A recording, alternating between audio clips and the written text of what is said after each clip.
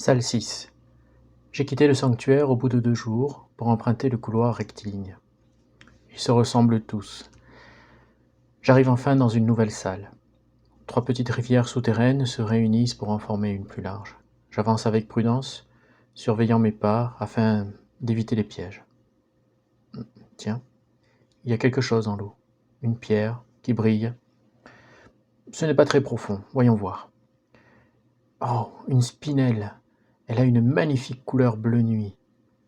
Je vais la ranger dans ma besace et vite sortir d'ici. Il y a comme des remous qui ne me disent rien qui vaille.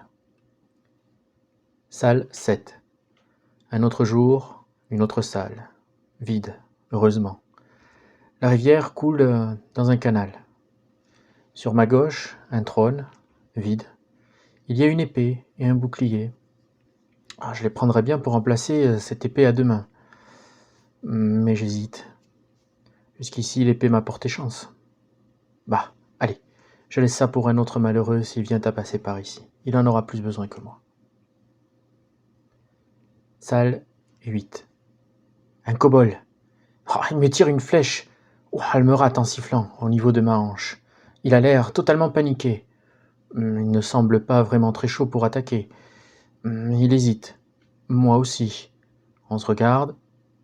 Je l'entends. Il communique avec d'autres de son espèce qui sont un peu plus loin et que je ne vois pas. Je tente le tout pour le tout et je lève les mains, sans prendre mon arme. Par je ne sais quel miracle, il baisse son arme et me fait signe de le suivre.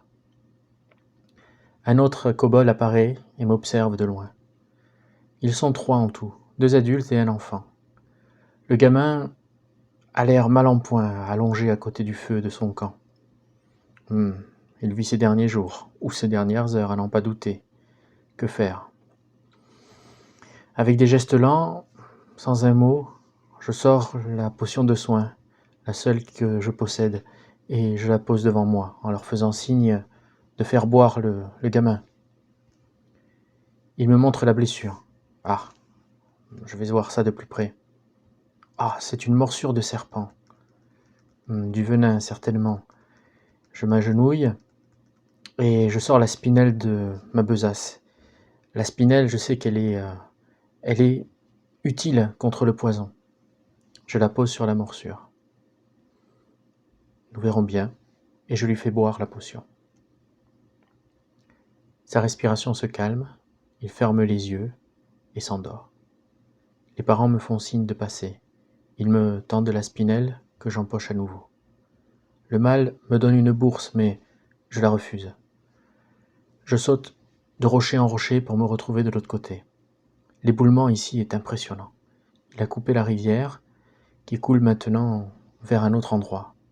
Je pars par le canal asséché, où coule un fin petit ruisseau. Salle 9. J'ai bien dormi, je suis en forme, et d'avoir pu aider les kobolds me laisse un goût étrange dans le cœur. Je me sens bien. Ici, dans ces tréfonds, après tout, nous sommes tous dans la même galère. Je m'arrête d'un coup. Je l'ai vu trop tard, perdu dans mes pensées. Un serpent, énorme. J'ai été trop bruyant. Il m'attaque, mais il est trop lent.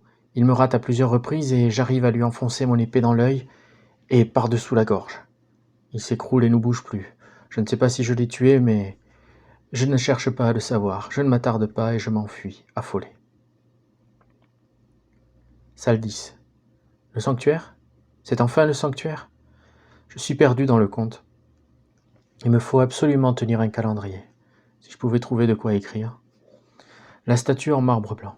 Encore une. Elle me regarde mais reste immobile. Je sens bien qu'il y a quelque chose qui va un jour la déclencher. Mais quoi ? Il y a des livres. Tiens, du papier, pourquoi pas ?